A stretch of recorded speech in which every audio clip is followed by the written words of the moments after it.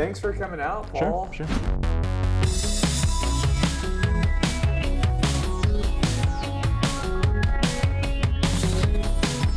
Appreciate I know you're a busy guy, got a lot going on. If we could get a little background on you, where you're from, Sure. education, what you do, and all that good stuff. Sure. Well, I'm not from here in Texas. I'm one of those guys who got here as quick as he could. Okay. I was born in Boston, Massachusetts. I grew up there. I worked hard, studied hard, got good grades. So I went to college in Pennsylvania. And when I was 17, that might as well have been the other side of the world. I never thought I'd be living in Texas one day.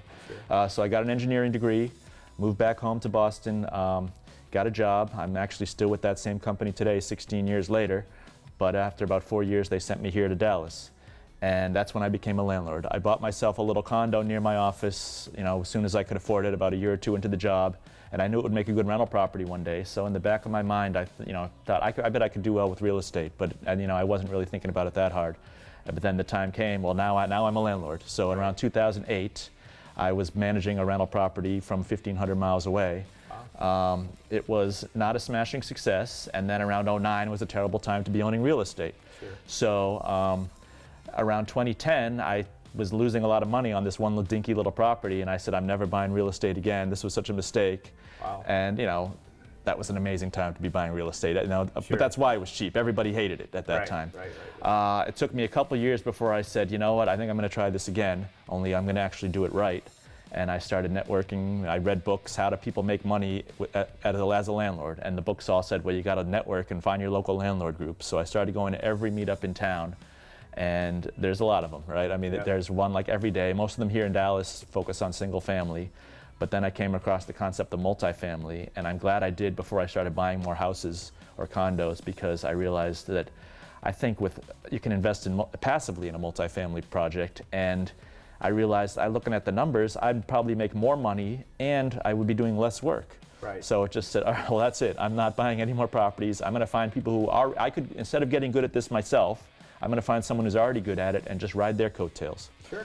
So that was around 2015. And even then people said the market's overheated, it's time for a crash. And I'm glad I didn't listen, because there's just been so much money made since that time. Absolutely. So today I've kept my job. I'm still an engineer, still with the exact same company here in Dallas, and I've just been investing in multifamily now. Okay. It's kind of it's sort of a side job, I guess, more like a hobby, Okay. But it makes me money. Well, that's awesome. So what kind of got you interested in investing passively? You started out with your condo and then rolled over into multifamily. What kind of got you, why not just go stock market? Yeah. Oh, well, stock market, okay. I'm not one of those people who, once they get into real estate, they think everything else is stupid. I still do have money in the stock market. Okay. Got a 401k at work. I don't do anything too fancy, just index funds, and I watch it go up over time. But the benefits of real estate, I mean, it's a investment that you can understand. Right. I don't think it's less risky as a whole. I think you can lose more money in real estate. It's leveraged. But it's easier to understand the risks. And as soon as once you can understand the investment, then some of those risks start going away. It's a risk that you can manage. When you know what's going on with a particular property, it's not a guarantee, but I think you can really reduce your risk. And so that's what really appealed to me. I can choose to invest in this one and not that one, and I can project how things are going to go. Awesome. Okay. So I think you said you're in 7 deals. Yes. And I think those gone full cycle. How has all that gone? So the first deal I invested, it closed in July 2016. It took me quite a bit of time before I decided I was ready. In fact, it was about a year before I started studying real estate, before I actually pulled the trigger. So July 2016, it was in Hearst, right by Fort Worth. And we sold it almost 2 years later, 23 months. We made an 85% gain. So awesome. Yeah, that was a great start. I wish they would all turn out like that. In hindsight, I should have put my life savings into that one deal. Sure. The sponsor was kind enough to let me in for lower than the minimum investment because he knew it was my first time. So I put in $25,000 and I got back $46,000 in 2 years. It was a rough ride. It was a very deep value add play, which I actually don't recommend to beginners anymore, because if giving someone $50,000 of your money is a big deal, maybe you should do one of those yield plays that in 3 months is going to send you a check. I think that's good for morale. Okay. But yeah, so that one's sold. I've got 2 more on the market now. Remains to be seen what we're going to get, but the market's still strong, so I'm hoping that we're going to do pretty well around December. We should know. Okay, all right. So it might be a really good end of the year. I hope so. So when you're looking at different deals and you're in 7 deals, what are you looking for? Are you looking at the sponsor? Are you looking at the deal, location? What are you looking for? There's so many criteria you have to consider. I think first of all, you're building a relationship with sponsors that you're going to invest with. I mean, the SEC requires it, but it's a good idea anyway. So you shouldn't invest with somebody you don't know, even if it's the type of deal where you don't have to have a pre-existing relationship. So you got to know the sponsor. So I'm not even looking at a deal unless it's someone I have a relationship with. Okay. So I think the sponsor is important, yes, but it's sort of a given for me. I want to like the deal too. So I mean, is it a good location? Is it a good? Is there opportunity to make improvements, like increasing the rent, or are they getting it at a good enough price that when we sell in a few years, we'll make a gain there?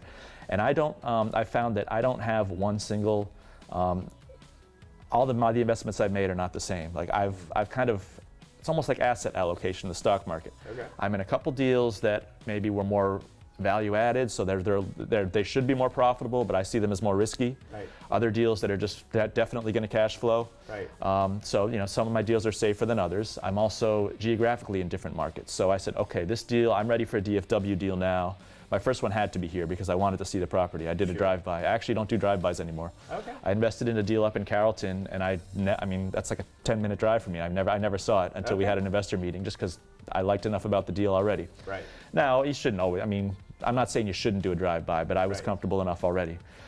So I pick a deal by location. I invest with different sponsors too. I've actually 7 deals, 7 different sponsorship groups. Wow. Okay. So I've not, even though I would invest with the same sponsor again, it just hasn't happened yet.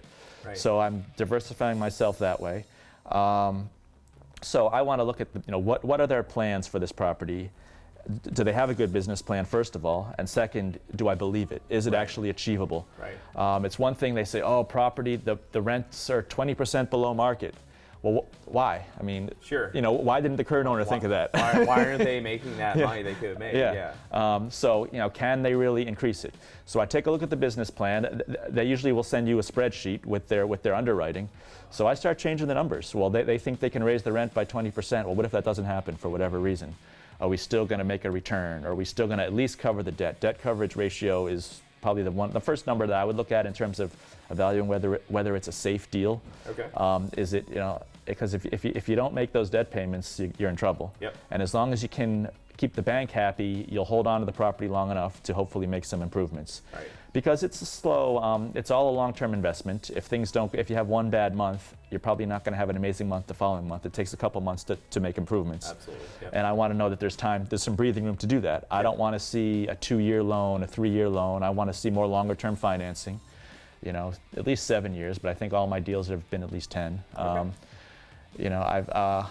More recently, I'm considering the impact of yield maintenance. Some of the deals that I'm in are on the market now are going to get crushed because interest rates are so low today. Right.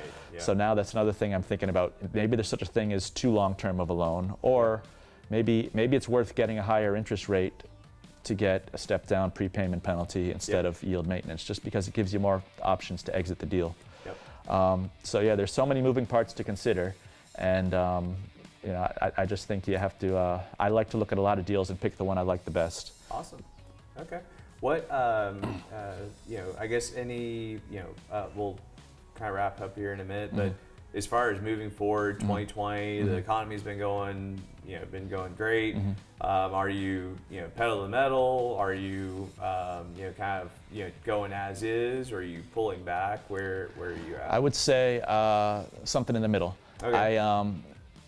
Since I got into this game a couple of years ago, I pretty much invested all the money I have to invest, so I have to move slowly now anyway. Sure. As a deal sells, I do intend to reinvest. What I might not do is, if I have other expenses in my life, I may decide to pay down that 4% loan instead of investing in a deal that's going to make 6 or 7%. So I may be getting a little bit more conservative, but no, I'm going to keep investing. Okay.